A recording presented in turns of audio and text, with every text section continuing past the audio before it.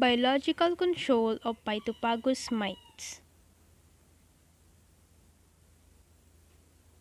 Introduction. Biological control is the beneficial action of predators, parasites, pathogens, and competitors in controlling pests and their management. Biological control provided by these living organisms or natural enemies is especially important for the reducing number of pest mites. It can be an important component of integrated pest management. Different Pythopagos mites, including spider mites, false spider mites, Aeryopyoid or worm mites, and bulb mites are naturally controlled by different predaceous mites, mite predaceous insect, and acaropathogens, including viruses, fungi, bacteria, etc. Predaceous mites. Phytocidae. Phytocidae mites are most effective and widespread predators of plant-feeding mites. Their larvae are less mobile than the protonymphs and other advanced stages. The most effective species are capable of producing 30 to 60 eggs during their life, which is generally equivalent to the egg-laying capacity of their prey. Nuceolus californicus is reported to control two spotted spider mites, Tetranechirus urticae, on various crops in temperate and subtropical regions around the world and are found on many plants including avocado, citrus cassava, corn, grapes, strawberries, several vegetable crops, and many ornamental plants.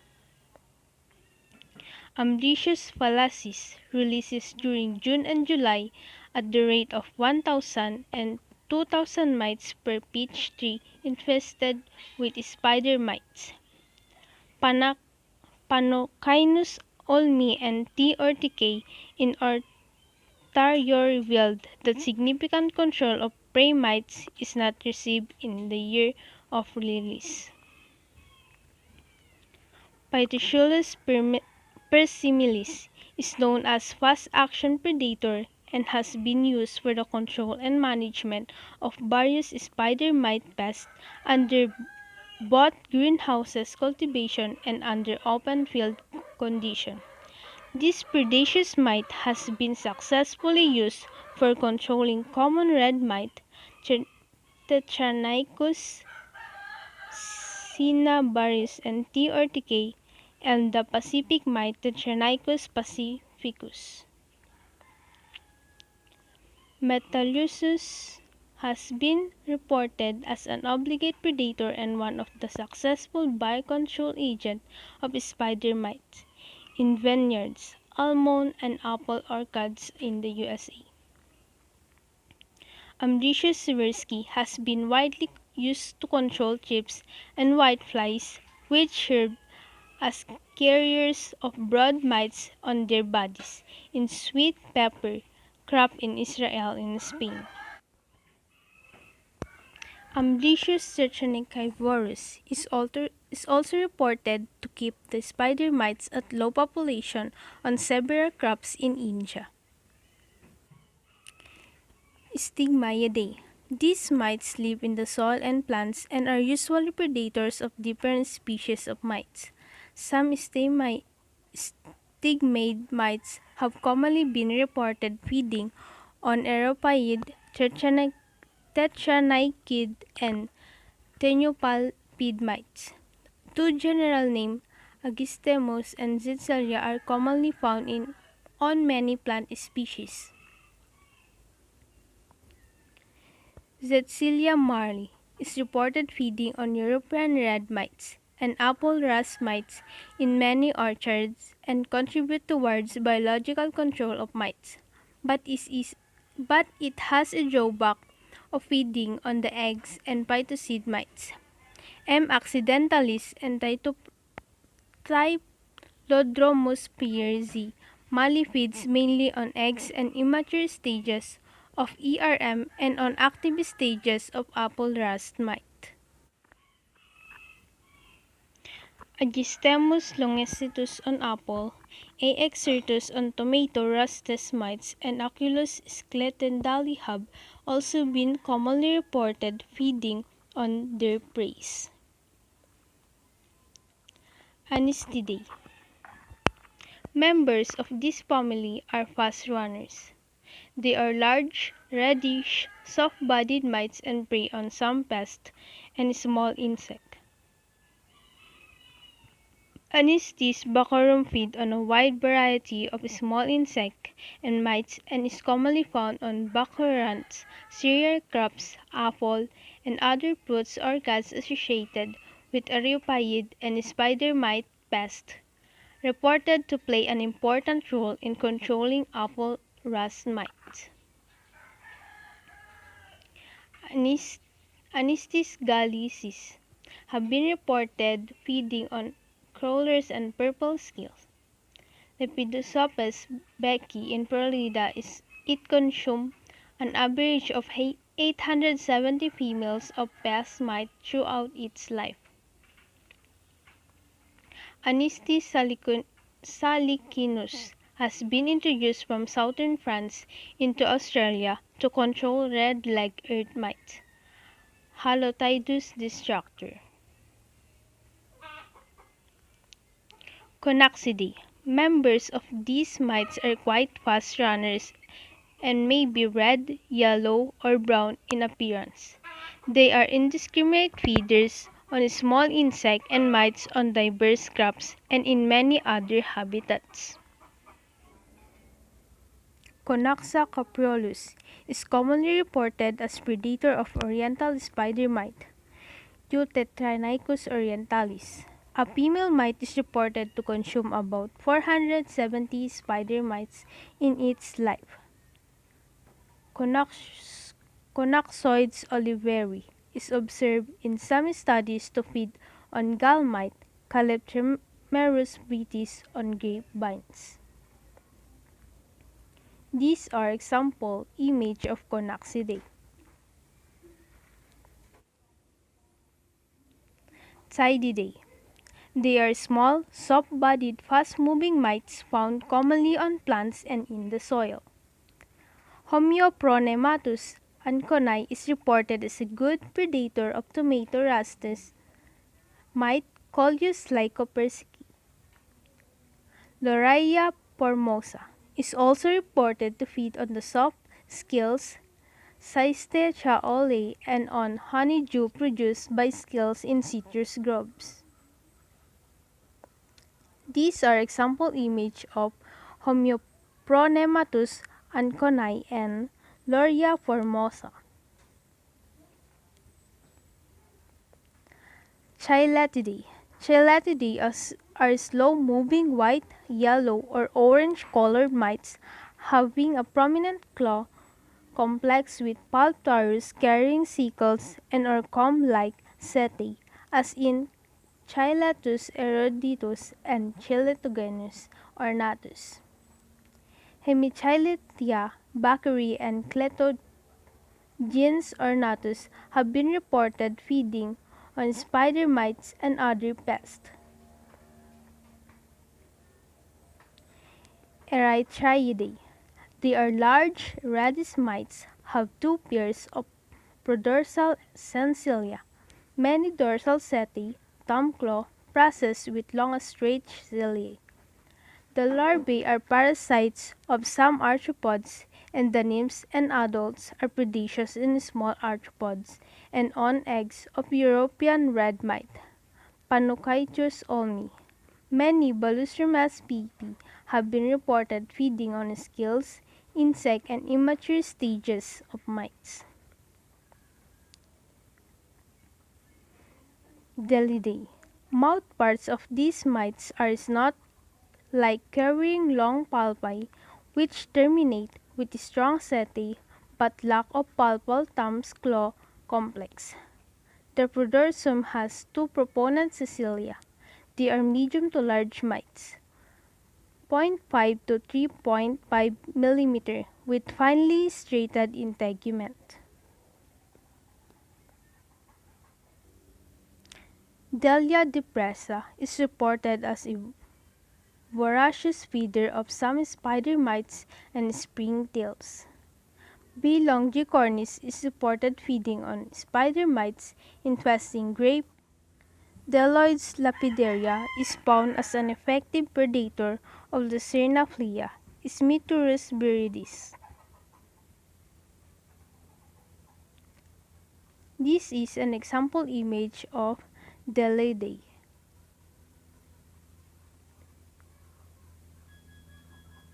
Insect predaceous on mites. Sterus spp, Coleoptera coccinellidae. They feed both as larvae and adults and are specialized predators of spider mites and false spider mites.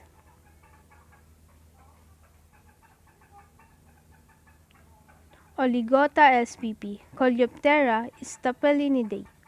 Oligota obiformis have been found to play quite beneficial role in controlling spider mites in orchids.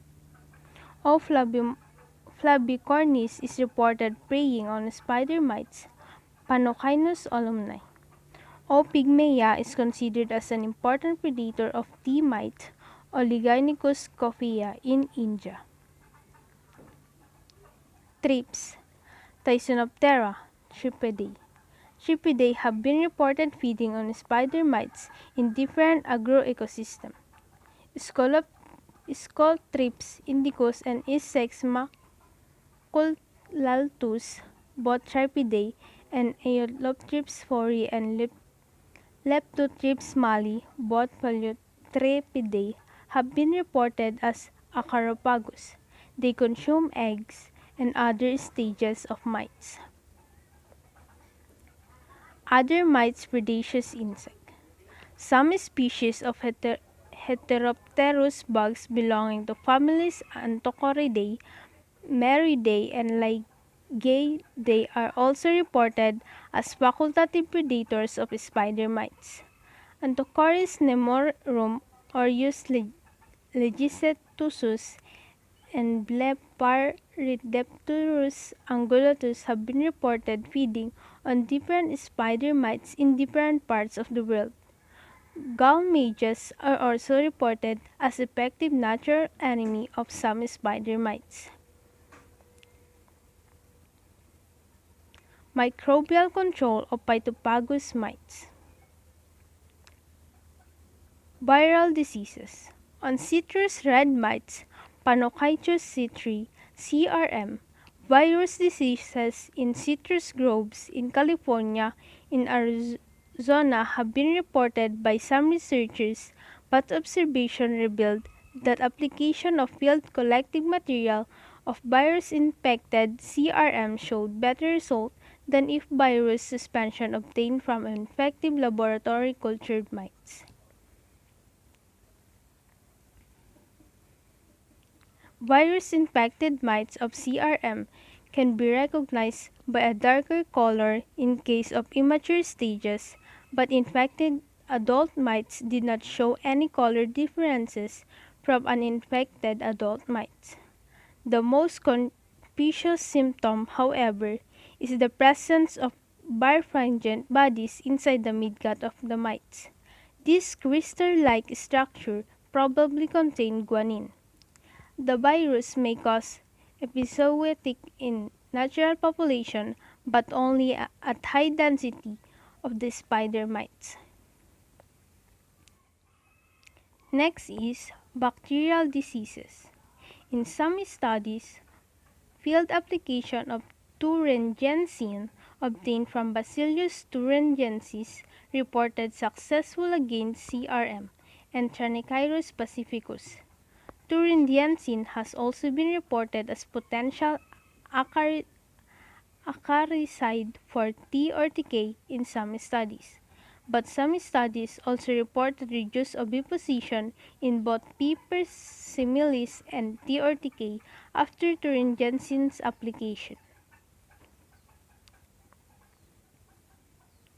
Molecular studies revealed the discovery of Wolbachia in tetranechid as well as phytocid mites. These bacteria are present in the reproductive system of mites and insects and cause many unusual effects in their hosts such as parthenogenesis, male killing, male embryodile while female embryos develop into adults, perminization, and cytoplasmic.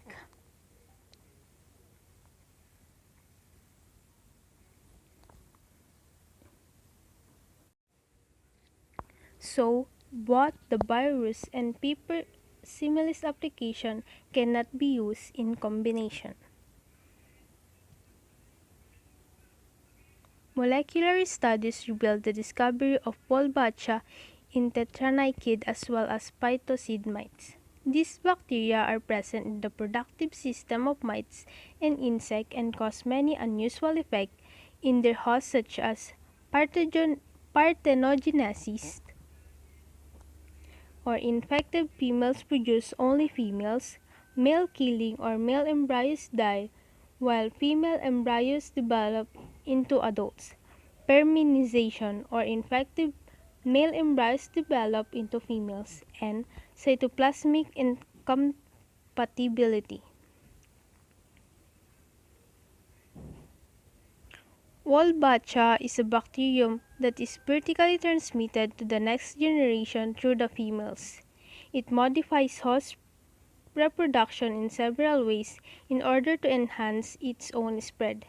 This bacterium also induces parthenogenesis in the spider mite Bryobia pretiosa, causing males not to be produced. This is to the advantage of bacterium as only females are able to transmit the pathogen to the next generation.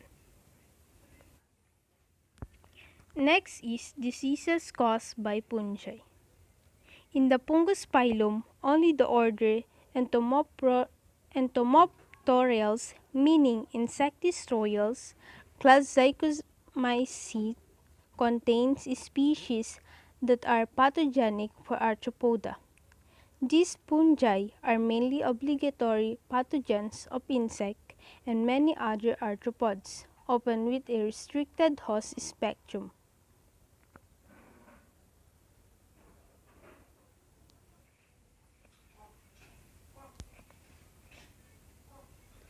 Entomopteralian fungi usually penetrate their host through the cuticle by means of a germ tube that is formed by conidium.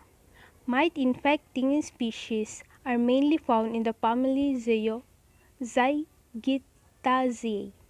After penetration, mycelium is formed within the body cavity of the host that fragments into a large number of smaller segments.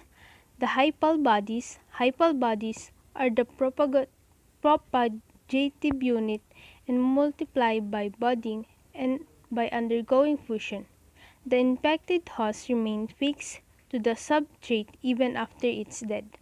Favorable condition, high relative humidity, allow the formation of conidopters that grow through the cuticle of the host.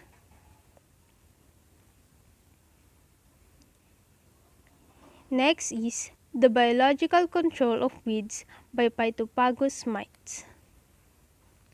Weeds also serve as alternate hosts of several insect and mite pest diseases. Most of the world's worst weeds have been introduced accidentally from other countries, leaving behind their natural enemies. Besides several insect-damaging weed plants, some mite species belong to Acariformes families, Tetranychidae or spider mites, and Eriopyedidae worm mites have also been reported damaging different weeds and thereby help in their management to some extent. First is role of spider mites, family Tetranychidae. Prickly pear. Prickly pear red spider mite or Tetranacyrus desertorum were found as an important factor in controlling prickly pear. Prickly pear red spider mite, Tetranacyrus desertorum, were found as an important factor in controlling prickly pear Opuntia inermis. Mite infestation result in leaf drop and can cause plant death during high infestation. Heavy mites infestation restricted fruit formation on the prickly pear plants. The mites are reported to decrease by 75% Opuntia inermis or 1.5 meter tall in 2 years in some studies. Cactoblastic cactorium is invariably credited with a successful control of O. inermis in Australia. T. opuntiae seems to have made a valuable condition to the biological control of this weed. Gers or Ulix europaeus. Gers is a woody leguminous shrub which is commonly found in some parts of Europe. Spider mite Tetranychilus lentarius is the most damaging species which attack gers in Europe, and its potential as biological control of gers needs further investigation. Females have longer adult period and continue to reproduce throughout the winter months and seem to have the ability to cause severe damage to the gorse plant. T. lenturus has been reported only on U. lex species. These are example image of prickly pear red mites and gorse spider mite. Next is role of galumnid mites or family Galumnidae. Water hyacinth. Water hyacinth are problematic aquatic weeds because they are interfere with the use of water by human beings and disrupt native fauna and aquatic flora. High population of the mite cause leaf discoloration and desiccation. Orthogalumna was first released in Zambia in 1971 and in India during 1986. Next is the role of Eriopyed mites. In some situations, infestation of Eriopyed mites can be utilized for the control of different weeds as they are in many cases host-specific. Field bindweed. Bindweed is one of the most widespread and difficult weeds to manage. Vining plants of the bindweed thrive in the arid areas where other plants cannot exist. The bindweed mite, Aeryopyedmites malvaceae, is reported to infest and serve as biological control agent for field bindweed. Mite causes the formation of gall-like growth on leaves. Leaves become thickened and have a fuzzy texture in heavily infested plants. Shoots of infested plants are misshapen and the growth is severely stunted. Aeryopyedmites convolvuli infestation results in curling and distortion of bindweed. Flowers are not found on mite-infested stem. Thus, mite has many attributes of a good natural enemy. The mite infestation is very damaging to the weed and has seasonal synchrony with that of host. Breeds and spread rapidly by wind. Skeleton weed, also known as devil's grass. This is perennial composite belonging to the family Asteraceae, native to Mediterranean and Central Asia. Eriopyed mite Aeryopyedmites chondrilae. Serious infest the skeleton weeds and destroy flower buds, suppresses seeds production, weakens the plant through gall formation, and stunt the plant by blocking apical development. Russian knapweed.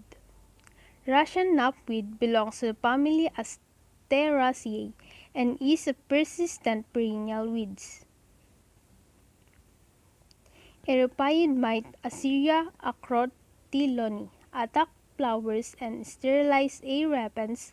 Shoots with infested inflorescences are underdeveloped and no newer shoots form on them. Heavy mite infestation stunts the whole plant and greatly reduces its foliage. Other weeds. Diffuse napweed.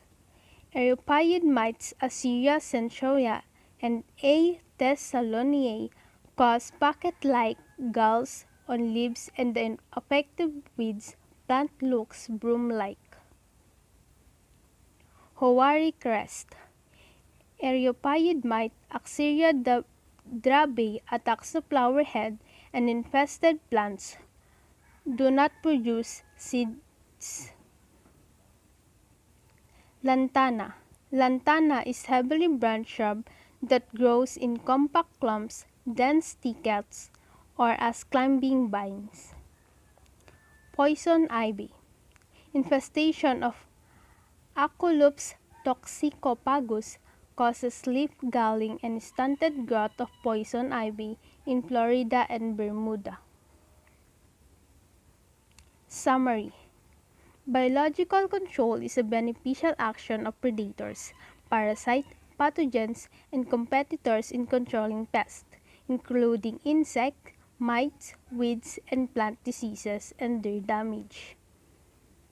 Different species of Pythopagos mites, including spider mites, false spider mites, Eriopyeds or worm mites, and ball mites, are naturally controlled by different predaceous mites, mite predaceous insect, and acaropathogens, including viruses, fungi, bacteria, etc.